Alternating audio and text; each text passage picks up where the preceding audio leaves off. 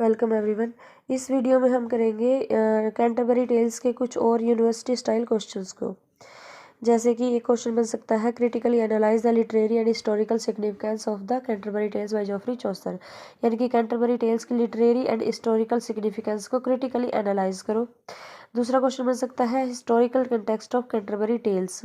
Canterbury Tales का historical context बताओ, या फिर कैंटरबरी टेल्स की लिटरेरी कैरेक्टरिस्टिक्स बताओ। तो आंसर को अब हम डिस्कस करते हैं। The Canterbury Tales written in 1388 to 1400 is a medieval literary work by the poet Geoffrey Chaucer। जो कैंटरबरी टेल्स है जोफ्री चौसर के द्वारा लिखा गया एक मेडाइवल वर्क है, मध्यकालीन एक लिटरेरी वर्क है जो लिखा गया था 1388 से 1400 के बीच में। और ये जो 1433 और 1400 ये जोफ्री चौसर की डेट ऑफ बर्थ, और यानी कि 1433 में जोफ्री चौसर का जन्म हुआ था और 1400 में उसकी डेथ हुई थी। तो comprised of 24 tales related to a number of literary genres and touching on subject ranging from fate to God's will to love, marriage, pride and death. और इसमें कैंटरबरी टेल्स में 24 टेल्स को लिया गया है जो अलग अलग जनराज की है। इसमें फेट से लेकर, भाग्य से लेकर भगवान की इच्छा तक को दिखाया गया है, लव में, मैरिज में, प्राइड में और डेथ में। After the opening introduction known as the general prologue, इसका जो कैंटरबरी टेल्स का जो ओपनिंग इंट्रोडक्शन है उसको जनरल प्रोलॉग बोला गया है। प्रोलॉग क्या होता है? किसी भी चीज़ का जो किसी भी लिटरेरी वर्क को शुरू करने से पहले उसके बारे में जो इंट्रोडक्शन प्रोवाइड किया जाता है उसको प्रोलॉग बोलते हैं। तो इसके जो प्रोलॉग है, each tale is told, prologue के बाद each tale is told by one of the characters. Prologue में क्या दिखाया गया है? सभी करेक्टर्स का इंट्रोडक्शन दिया गया है कि कौन कौन करेक्टर्स है, क्या सिस्टम था इसका, बेस क्या था इन स्टोरीज़ का, वो दिखाया गया है। उसके बाद फिर हर एक स्टोरी को जो है वो डिस्क्राइब किया गया है। और each tale is told by one of the characters, eventually 32 in all. तो जो स्टोरीज़ थी 32 के आसपास स्टोरी सुनाई गई थी, लेकिन उनमें से 24 जो है वो चौसर ने ली है कैंटरबरी टेल्स में।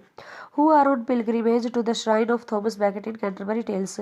और ये जो 32 स्टोरीज जिन्होंने सुनाई है ये कुछ तीर्थयात्री थे जो कैंटरबरी जा रहे थे थॉमस बैकेट की श्राइन पर, एक तीर्थ यात्रा पर जा रहे थे। तो in the general prologue the characters agree to tell 2 stories going to Canterbury and 2 coming back to the Tabard Inn at Southwark, where they started from totaling 120 tales. तो जब ये जनरल प्रोलॉग में बताया गया है कि जब उन्होंने अपनी यात्रा शुरू की तो सबने डिसाइड किया था कि सभी जो है 2-2 स्टोरी सुनाएंगे, जो हर एक यात्री, ठीक है। तो हर एक यात्री अगर 2-2 स्टोरी सुनाएगा तो 30 तीर्थ यात्री थे, 30 पिलग्रिम्स थे वो, या 31, वो जो हैरी वैली था होस्ट उसको मिला के 31 पिलग्रिम्स थे। तो सभी एक 2-2 स्टोरीज तो जाते हुए और 2-2 स्टोरी वापस आते हुए वो टाबार्ड इन में रुके थे जहाँ पे सब कुछ डिसाइड हुआ था। टाबार्ड इन से फिर वो चले गए, तो वो ये कह रहे हैं कि 2-2 स्टोरी सब के सब जाते हुए सुनाएंगे और 2-2 स्टोरी आते हुए सुनाएंगे, तो टोटल उनकी 120 स्टोरीज हो जाएगी। तो if this was Chaucer's original plan and he never intended to deviate from it. तो अगर ये उसका चौसर का जो है ओरिजिनल प्लान होता और उसमें वो कोई भी जो डेविएशन नहीं लेके आता, तो जो स्टोरीज होती वो ये जो पीस है कैंटरबरी टेल्स ये अनफिनिश्ड रह जाता। Then the piece must be considered unfinished at only 24 tales, कि 20, क्योंकि हमारे पास तो 24 टेल्स ही है। तो उसने ये उनका जो टाबार्ड इन में उन्होंने डिसीजन लिया था कि 2-2 स्टोरी आते हुए 2-2 स्टोरी जाते हुए सुनाएंगे, तो वो स्टोरी 120 बन जाती, लेकिन सभी स्टोरीज कंप्लीट नहीं हुई थी, 32 कंप्लीट हुई थी। उनमें से भी 24 स्टोरीज को जो है चौसर ने कैंटरबरी टेल्स में लिया है। सम स्कॉलर्स वो उसको और भी, जैसे 32 तो कम से कम उसको कंप्लीट करनी ही थी, तो लेकिन वो नहीं कंप्लीट कर पाया क्योंकि 1400 में उसकी डेथ हो गई थी। तो ये जो कैंटरबरी टेल्स है ये एक इनकम्प्लीट वर्क माना जाता है। Some scholars claim, however, that Chaucer did finish the work based on the tone and subject matter of the last tale and the retraction open to the manuscript। और कुछ scholars का कहना है कि जो चौसर है उसने वर्क को फिनिश कर दिया था based on the tone and subject matter of the last tale, क्योंकि उसको 24 टेल्स ही जो है वो सिग्निफिकेंट लगी थी। तो जैसे उसने लास्ट टेल पे कैंटरबरी टेल्स को ख़त्म किया तो एक हिसाब से ये लगता है कि उसने कंप्लीट कर दी थी, लेकिन कुछ जो क्रिटिक्स का या स्कॉलर्स का कहना है कि नहीं, अभी उसको वो 32 तो कम से कम पूरी करनी ही थी। तो कुछ उसको कंप्लीट मानते हैं और कुछ इसको अनकम्प्लीट मानते हैं। तो जो कैंटरबरी टेल्स है was popular centuries before, it was actually published in 1476 CE कि 1476 में इसको पब्लिश किया गया था। ये मतलब सदियों पहले इसको बहुत पसंद किया जाता था, पॉपुलर थी ये बहुत ज़्यादा। ये 1476 में इसको पब्लिश किया गया। इसका कारण क्या है, इससे पहले ये मैन्युस्क्रिप्ट में थी, क्योंकि 1476 में जो है प्रिंटिंग जो मशीन आई थी इंग्लैंड में, जो टेक्सटाइल लेके आया था, तो ये पब्लिश शायद 1476 में इस तरह प्रिंट वगैरह करके पब्लिश की होगी।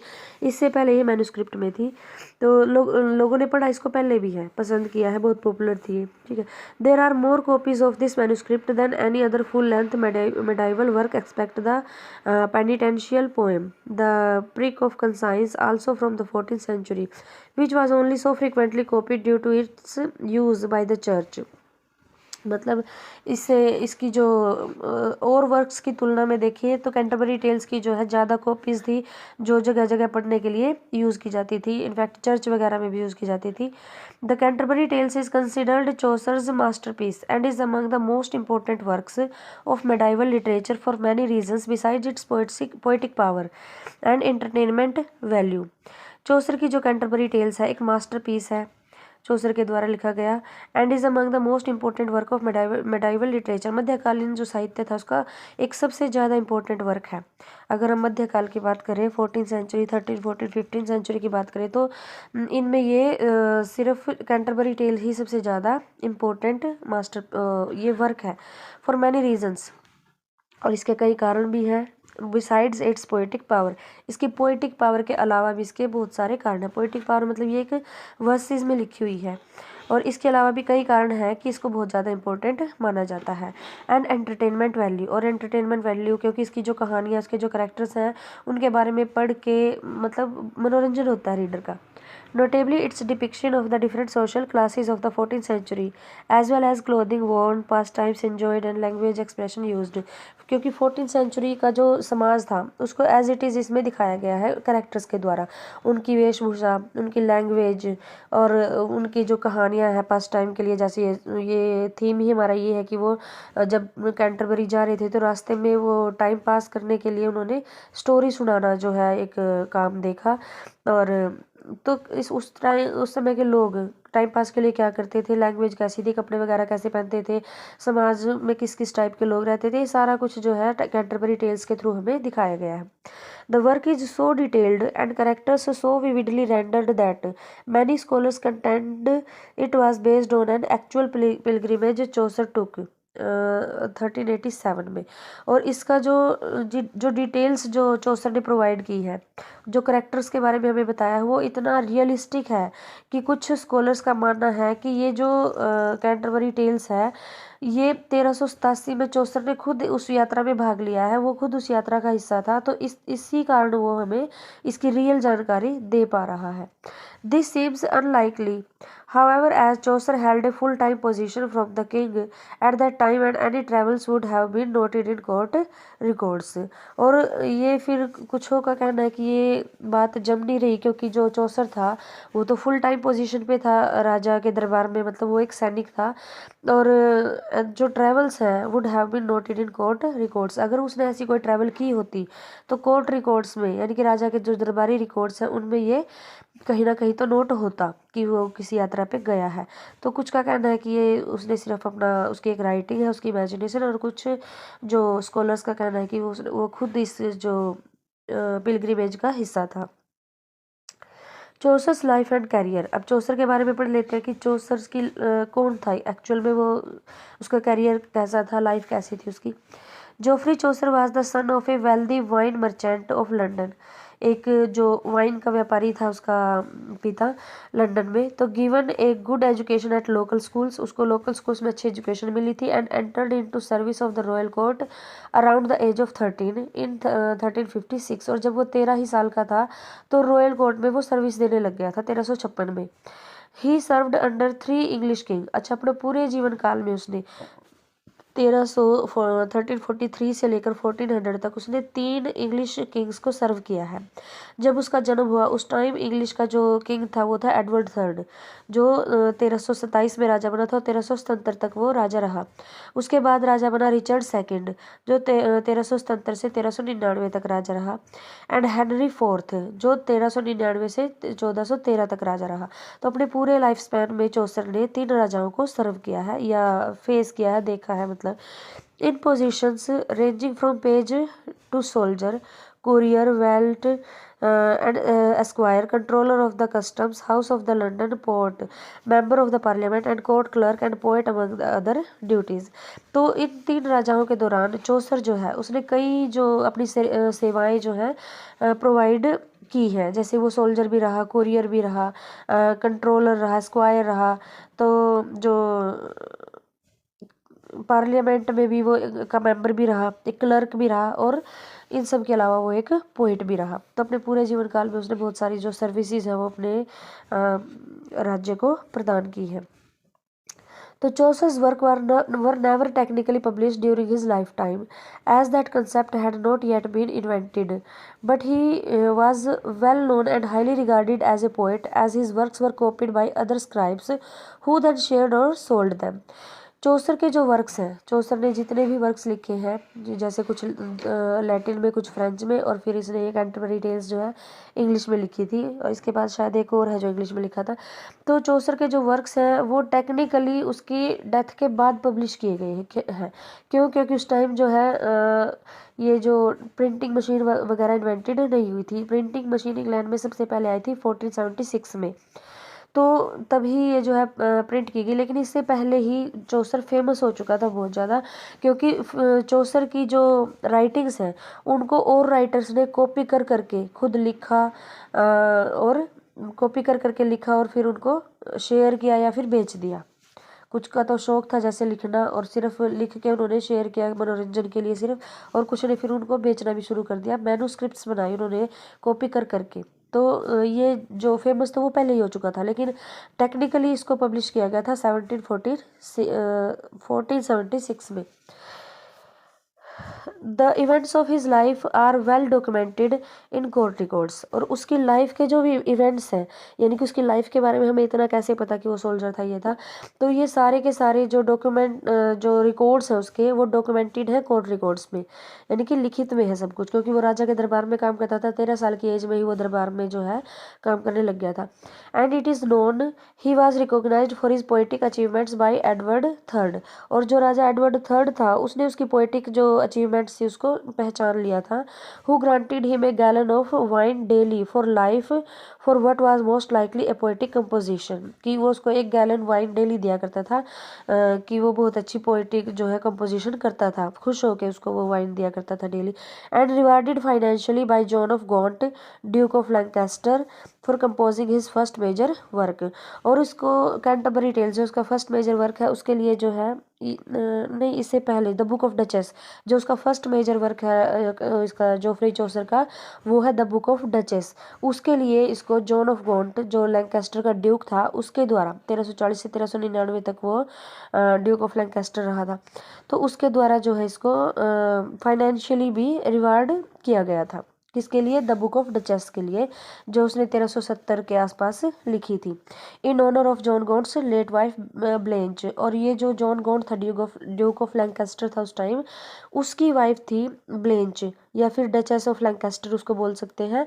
उसकी याद में उसने ये द बुक ऑफ डचेस लिखी थी, जिसके लिए जॉन ऑफ गॉन्ट ने उसको जो है रिवार्ड दिया था, फाइनेंशियली उसको सपोर्ट किया था। तो by the time Chaucer began composing the Canterbury Tales, he was at the height of his poetic powers and had travelled and read widely।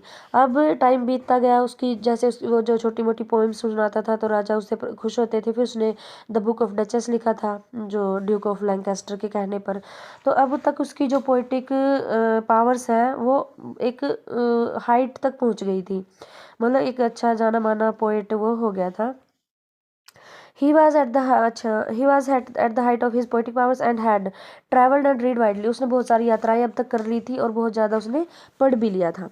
He was fluent in Latin, French and Italian. वो उसको Latin, French और Italian भाषाएं बहुत अच्छी आती थी क्योंकि वो इन एरियाज़ में घूमता रहता था एज ए सोल्जर या राज दरबार के जो अन्य काम होते थे उनके कारण उसको इन इन जगहों पर घूमना पड़ता था. तो लैटिन और फ्रेंच तो वैसे भी उस टाइम की लोकल लैंग्वेजेस मानी जाती थी. But wrote in the vernacular of middle English. लेकिन उसने जो राइटिंग्स लिखी, लैटिन में भी लिखी, फ्रेंच में भी लिखी और इंग्लिश में भी. इंग्लिश में जो उसने लिखा वो मिडल इंग्लिश जो वर्नाकुलर था, यानी कि मिडल इंग्लिश उस टाइम के ज़माने की जो लोकल भाषा थी उसमें उसने ये लिखा है. The characters who appear in the Canterbury tales are drawn from Chaucer's life experiences. जो करेक्टर्स है कैंटरबरी टेल्स में वो कहाँ से लिए गए हैं? चौसर की लाइफ एक्सपीरियंसेस से. क्योंकि मतलब चौसर के आसपास से, चौसर का जो समाज था वहीं से वो लिए गए हैं. And are probably amalgams of people he had known. और ये उन सभी लोगों का मिश्रण था जो उसे आज तक मिले हैं, जिनको वो जानता था. हर एक टाइप के लोग जिनको जिस टाइप के लोगों को वो जानता था उन्हीं लोगों को उसने अपनी इसमें ले लिया था कैंटरबरी टेल्स में. Though some like Harry Bailey and innkeeper are historical individuals. लेकिन कुछ एक जैसे कि हैरी बेली हो गया जो इनकीपर है वो हिस्टोरिकल इंडिविजुअल्स हैं, ऐतिहासिक व्यक्ति हैं. बाकी हैरी बेली के अलावा जितने भी करेक्टर्स हैं वो लोकल करेक्टर्स हैं, समाज के छोटे से तबके से लेकर बड़े तबके तक. सिर्फ उसने बिल्कुल छोटा तबका जो होता है, जो सर्वेंट्स होते हैं उनको छोड़ के और जो रॉयल है यानी कि राजाओं को छोड़ के, क्योंकि वो तीर्थ यात्रा पे जा रहे थे तो ना तो शाही लोगों को लिया है उसने इस तीर्थ यात्रा में और ना ही बिल्कुल लो लेवल के जो सर्वेंट्स होते हैं उनके. तो बीच का जो समाज है जैसे क्षत्रिय वर्ग से लेकर व्यापारी वर्ग, किसान, पार्सन, इन सब को लिया गया है. ठीक है. तो and Chaucer's use of Middle English to tell their stories is particularly effective since he is able to render their various accent and dialects as they would have sounded at that time. और उसने middle English dialect यानी कि उसी जिस समाज के लोगों को उसने लिया है उन्हीं की लैंग्वेज को लिया है, उन्हीं की लैंग्वेज में उसने जो है कैंटरबरी टेल्स को लिखा है. वही एक्सेंट जो उस टाइम लोग यूज़ करते थे, वही डायलेक्ट जो उस टाइम के लोग यूज़ करते थे, ताकि जो स्टोरी है ये, ताकि जो ये इसका वर्क है वो रियलिस्टिक लगे, ये उसी टाइम का लगे जिस टाइम की ये बात हो रही है. तो अब बात करते हैं चौसर के करेक्टर्स की. उसने किस किस करेक्टर को लिया है और कहाँ से उठाया है. Chaucer appearing as one of the characters in the story describe the others when he meets them at the Tabard Inn at Southwark. तो चौसर खुद जो है इस पिलग्रिमेज का हिस्सा था, इन यात्रियों में एक खुद भी था. और टबार्ड इन में जो लोग वहाँ पे मिले हैं उसको, उन सब का वो जिक्र करता है प्रोलॉग में. The majority of the characters will tell a tale to the others as they ride towards Canterbury. अब majority of the characters will tell a tale यानी कि ज़्यादातर लोगों ने टेल्स अपनी सुनाई, सबको सुनानी थी लेकिन सभी ने नहीं सुनाई. तो मेजोरिटी ने यानी कि 120 टेल्स हो जानी थी वैसे तो, दो आते हुए सुनाएंगे, दो जाते हुए सुनाएंगे. सब ने नहीं सुनाई लेकिन जितनी भी सुनाई वो अराउंड 40 हो गई थी. लेकिन यहाँ पे जिक्र गया 32 टेल्स का, और 32 टेल्स में से भी चौसर जो है 24 टेल्स को लिख पाया था. These are in the order they appear in the general prologue. और प्रोलॉग में दिखाया गया है कि वो ऑर्डर दिखाया गया है, वो क्रम दिखाया गया है कि किस तरह से कौन जो है स्टोरी सुनाएगा, सबसे पहले कौन सुनाएगा, उसके बाद कौन सुनाएगा. Chaucer the pilgrim who narrates the work tells the 17th and 18th tales. चौसर जो था, जो खुद भी एक यात्री था, तीर्थ यात्री था, और वही जो है सभी की सभी टेल्स को हमें नरेट कर रहा है. तो चौसर ने खुद 17वीं और 18वीं कहानी सुनाई थी. जो नाइट था, फर्स्ट किसने सुनाई थी? नाइट ने. जो नाइट था, जो एक योद्धा था, जो अभी अभी युद्ध से लौट के आया था और उसने देखा कि लोग तीर्थ यात्रा पे जा रहे हैं, तो वो घर भी नहीं गया, उसने कपड़े भी नहीं बदले और वो तीर्थ यात्रा में शामिल हो गया. उसके साथ उसका बेटा भी था जो उसके साथ तीर्थ यात्रा में शामिल हो गया था. तो जो नाइट था, ए मैन ऑफ ऑनर, ये बहुत एक सम्मानजनक व्यक्ति था, बड़ा योद्धा था. एक अपने राजा के लिए उसने बहुत सारे युद्ध जीते थे, बहुत सारे स्टेट्स को जीता था. तो मैन ऑफ ऑनर था, ट्रुथ था, सच्चाई वाला था, एंड शिवलरी यानी कि एक क्षत्रिय था. टेल्स द फर्स्ट टेल, वो फर्स्ट टेल सुनाता है. द स्क्वायर, स्क्वायर कौन है? ये नाइट का बेटा है. The knight son a gentle youth of poetic sensibilities. ये एक 16-17 साल का एक लड़का था, जेंटल यूथ था और पोएटिक सेंसिबिलिटीज़ थी। जैसे लड़के होते हैं, बच्चे होते हैं 16-17 साल के, गाने वगैरह गाने में इनकी बहुत रुचि होती है, तो इसी तरह स्क्वायर भी था। टेल्स द 11th टेल, इसने 11th टेल सुनाई थी। फर्स्ट टेल सुनाई थी नाइट ने, 17वीं और 18वीं सुनाई थी जोफ्री चौसर ने खुद, और 11th टेल सुनाई थी स्क्वायर ने। अब हम स्टोरीज वाइज क्रम नहीं ले रहे हैं, हम ले रहे हैं जैसे जो क्लास वाइज सबसे जो टॉप जितने भी व्यक्ति थे ना, टॉप में नाइट्स थे, यानी कि सबसे बड़ा जो वर्ग था समाज का नाइट्स का था। इससे बड़ा रॉयल वर्ग होता था, लेकिन रॉयल क्लास को तो इसने लिया ही नहीं है, रॉयल को छोड़ दो। तो उसके बाद आते हैं क्षत्रिय। क्षत्रियों में नाइट था और स्क्वायर था।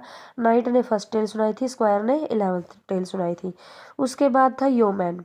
योमैन कौन था? जो नाइट का एक सर्वेंट था, नाइट के साथ ही था, नाइट, स्क्वायर और योमैन। तो नाइट सर्वेंट जो था उसने कोई टेल नहीं सुनाई। ये तो था क्षत्रिय वर्ग। क्षत्रिय वर्ग में यहाँ पे 3 व्यक्ति शामिल थे, कौन कौन? नाइट, स्क्वायर और योमैन, जिसमें से नाइट ने फर्स्ट टेल सुनाई, स्क्वायर ने 11th और योमैन ने कोई टेल नहीं सुनाई। फिर सेकंड जो ग्रुप था वो था धार्मिक व्यक्तियों का। उसमें से टॉप में थी एक प्रायोरेस। एक तरह से ये प्रायोरेस जो है जैसे प्रीस्टेस होती है जिस तरह से कोई, तो उसका नाम था मैडम एग्लेंटाइन। ठीक है, एग्लेंटाइन जो थी एक नन थी, हु सुपरवाइजेज ए प्रायोरी। ठीक है, एक मठ की नन थी। Tales the 15th tale. जो एग्लेंटाइन थी, ये प्रायोरेस थी, एक नन थी जिसने 15वीं जो है कहानी सुनाई। सेकंड नन, इसके साथ ही एक और नन थी जिसने 21st टेल सुनाई। और नन्स प्रीस्ट, नन का एक प्रीस्ट भी था नन के साथ, उसने जो स्टोरी सुनाई है, वन ऑफ द 3 प्रीस्ट्स, यानी कि 3 प्रीस्ट थे उसके साथ, उनमें से एक ने जो है with the prioress tale the 20th 20वीं जो है टेल उसने सुनाई। द मोंक, एक मोंक भी था, भिक्षुक भी था, वर्ल्डली लवर ऑफ हंटिंग, जिसको शिकार करने का बहुत शौक था, राइडिंग का शौक था और ड्रिंकिंग का, उसने 18th टेल सुनाई। द फ्रायर, ये जो जितना भी ये ग्रुप है ना, ये पुजारी वगैरह का, नन, प्रीस्ट, ये सब जो है दिखावा ही कर रहे थे अपना धार्मिक व्यक्ति होने का। एक्चुअल में इनके जो शौक थे, इनके जो रुचियाँ थी वो अलग ही थी।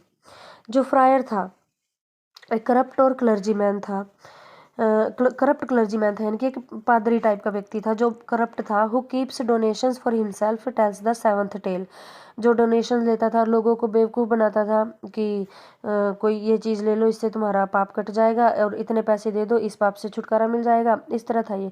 टेल्स द 7th टेल, उसने 7th टेल सुनाई थी। फिर है मर्चेंट। मर्चेंट, फिर व्यापारी वर्ग आ गया। धार्मिक वर्ग के बाद अब कौन सा आ गया? व्यापारी वर्ग आ गया। व्यापारिक वर्ग में एक मर्चेंट था, a sombre man who distrusts women tells the 10th tale, एक ऐसा आदमी है जो लोग औरतों पर विश्वास नहीं करता, उसने 10th टेल सुनाई। और जितने भी ये करेक्टर्स हैं, ये जो भी स्टोरी सुनाते हैं, उस स्टोरी के थ्रू ही इनका करेक्टर रिवील हो जाता था कि ये किस टाइप के व्यक्ति हैं। तो जैसे ये मर्चेंट था, वो औरतों पर विश्वास नहीं करता था, उसने जो स्टोरी सुनाई, उसने अपनी स्टोरी में यही सुनाया कि औरतें विश्वास के लायक नहीं है, ऐसी ही कोई स्टोरी उसने सुनाई थी। उसके बाद है द क्लर्क। क्लर्क जो ऑक्सफोर्ड से एक स्कॉलर है, उसको ऑक्सफोर्ड यूनिवर्सिटी से एक डिग्री लेके आया है, और टेल्स द 9th टेल, इसने 9th टेल सुनाई। उसके बाद है sergeant of the law, man of law, यानी कि एक वकील था, ए वेल्दी लॉयर था, टेल्स द 5th टेल, ये एक लॉयर था जिसने 5वीं टेल सुनाई थी। फ्रैंकलिन था, एक लैंड ओनर था, मतलब एक जमींदार टाइप का व्यक्ति था। A glutton, companion of man of law, यानी कि वकील का एक साथी था ये, टेल्स द 12th टेल, इसने 12वीं स्टोरी जो है वो सुनाई थी।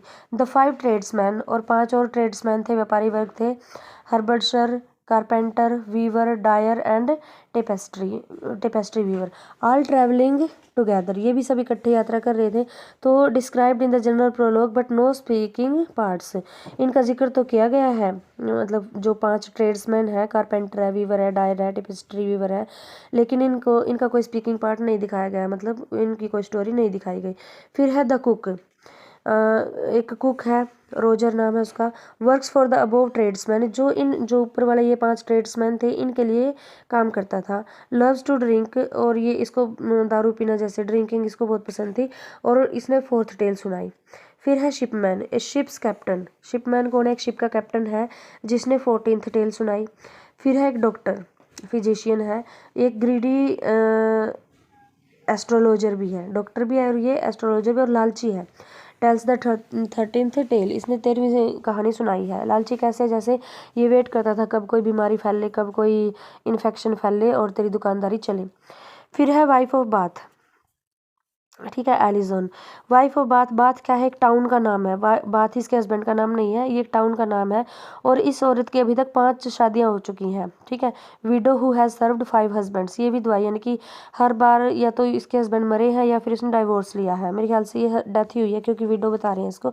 And travelled the world, tells 6th tale, और इसने पूरे वर्ल्ड की ट्रैवल की हुई है, और क्योंकि ये एक व्यापारी है, खुद भी कपड़े की व्यापारी है ये एक, और इसने 6th टेल है जो वो सुनाई है।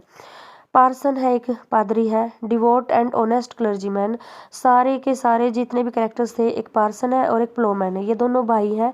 नेक्स्ट कैरेक्टर जो प्लोमैन, ये दोनों भाई भी हैं। और पार्सन जो है ये एक धार्मिक व्यक्ति है जो गॉड के प्रति ऑनेस्ट है, डिवोटेड है, एक क्लर्जीमैन है। और इसने 24th टेल सुनाई है जो लास्ट टेल थी पार्सन की टेल। प्लोमैन जो है पार्सन का भाई है, devout and charitable, no speaking part, ये बड़ा ही ईमानदार मतलब किसान है, इसने कोई भी स्टोरी नहीं सुनाई है। फिर है मिलर जिसका नाम है robin, course, rough and fond of drinking and stealing, ये एक बेकार सी किस्म का व्यक्ति है जिसको ड्रिंकिंग, चोरी करना, ये सारी चीज़ें पसंद है। और ये बिल्कुल वल्गर सी एक स्टोरी सुनाता है, टेल्स द 2nd टेल। दूसरे नंबर पे ये नाइट के बाद 2nd नंबर पे ये टेल सुनाता है जो बहुत ही वल्गर होती है।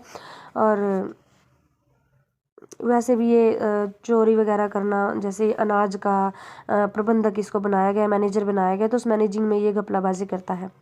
फिर है मैंसिपल, मैंसिपल है केटरर है जो परचेज करता है फूड फॉर इस्टेब्लिशमेंट, और इसने 23rd जो है टेल सुनाई है। उसके बाद आता है reeve Oswald, manager of an estate. Reeve कौन है, एक स्टेट का मैनेजर है, एक क्षेत्रपाल है। एंड अकाउंटेंट है, जो अकाउंटेंट है, क्षेत्रपाल जैसे एक ये नहीं होते टैक्स टूक्स लेने वाले जो, और टेल्स इसने जो 3rd टेल सुनाई है। फिर है summoner, server of summons to the ecclesiastical courts, यानी कि समन्स जो देने जाते हैं किसी को, कोर्ट में बुलाना है, इस तरह समनर होता है जो।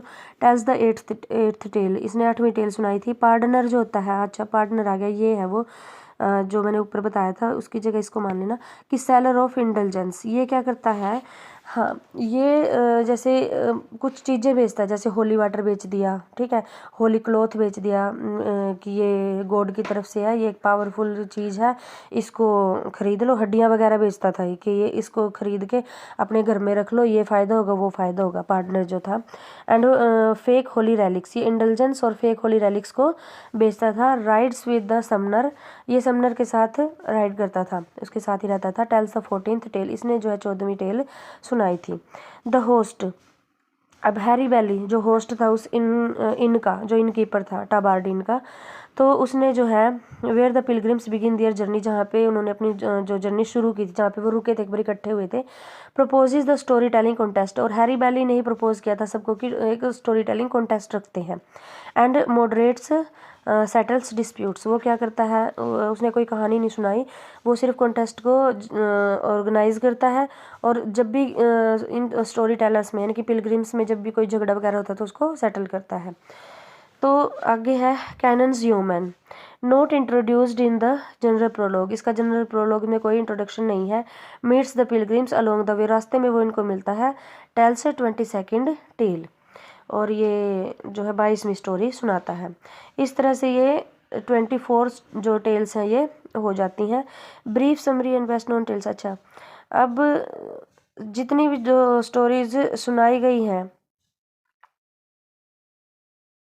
उनकी एक ब्रीफ समरी मैं बता देती हूँ। अगर डिटेल में नेक्स्ट जो क्वेश्चन मैं बनाऊंगी उसमें डिटेल्स में जो सभी समरीज को बता दूंगी, अब थोड़ा सा ब्रीफ में देख लेते हैं। The Canterbury tales is narrated by a character whom scholar identify as Chaucer the Pilgrim, a literary character based on the author but presented as far more naive, clueless and trusting than the actual Chaucer could have been, यानी कि जो 24 stories हैं हमारे सामने चौसर ने जो है वो पेश की है, ये एक राइटर है मतलब इन स्टोरीज का जो हम पढ़ रहे हैं। This same sort of narrator appears in Chaucer's earlier works the book of duchess, और यही जो सेम नरेटर है यानी कि चौसर ने ही द बुक ऑफ डचेस लिखी है, हाउस ऑफ फेम लिखी है, and the parliament of fowls लिखी है। ठीक है, कैंटरबरी टेल्स के अलावा चौसर ने। तो Chaucer as pilgrim takes the other characters at face value and seems to admire them when they are obviously very poor specimens of humanity. सभी जो कैरेक्टर्स लिए हैं वो फेस वैल्यू के आधार पर लिए हैं, मतलब जैसे एक नाइट हो गया, उसका बेटा स्क्वायर हो गया, फिर वो नन प्रीस्ट ये हो गए, ठीक है, समाज के हर एक वर्ग से जैसे लोगों को उसने उठाया है। Reader understands the kind of people, क्योंकि लोग जो है रीडर जो है इन लोगों को अच्छी तरह से जानता है कि एक प्रीस्ट क्या होता है, प्रायोरेस क्या होती है, नन क्या होती है, एक नाइट क्या होता है, ठीक है। People, this pilgrim is encountering though the skill of Chaucer, the poet who reveals the characters through their speech। और यहाँ पे चौसर ने अपनी नरेटिव स्किल्स का यूज़ किया है और वो उस स्किल के द्वारा चौसर ने उस जो स्पीच दी है करेक्टर ने, उसी के आधार पर उसके करेक्टर को डिस्क्राइब कर दिया गया। इनकी करेक्टर खुद अपने बारे में बता रहा है कि वो कौन है। चौसर ने इस तरह के अपने नैरेटिव स्किल्स के द्वारा जो करेक्टर है उसको अच्छी तरह हमें बता भी दिया, दिखा भी दिया है, लेकिन उसने कुछ उसमें अपनी बनावट नहीं डाली, अपनी तरफ से कुछ नहीं कहा। जो स्पीच दे रहे हैं करेक्टर्स, जो टेल्स सुना रहे हैं, वो स्टोरी ही इस टाइप की सुना रहे हैं कि उनका करेक्टर जो अपने आप ही रिवील हो जाए।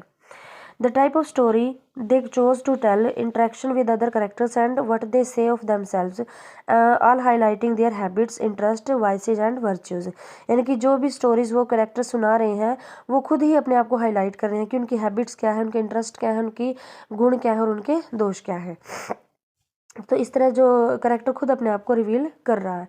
अब जो स्टोरीज़ हैं उसको हम नेक्स्ट वीडियो में डिस्कस करेंगे कि कौन कौन सी स्टोरीज़, किसने कौन सी स्टोरी सुनाई है। जो ये 24 स्टोरीज़ सुनाई है, मेन जो स्टोरी है वो हम अगली वीडियो में करेंगे। ये अगला क्वेश्चन मेरा प्रिपेयर्ड है, बस लंबी हो जाएगी वीडियो इसलिए इसमें नहीं करेंगे, इसको नेक्स्ट वीडियो में करेंगे।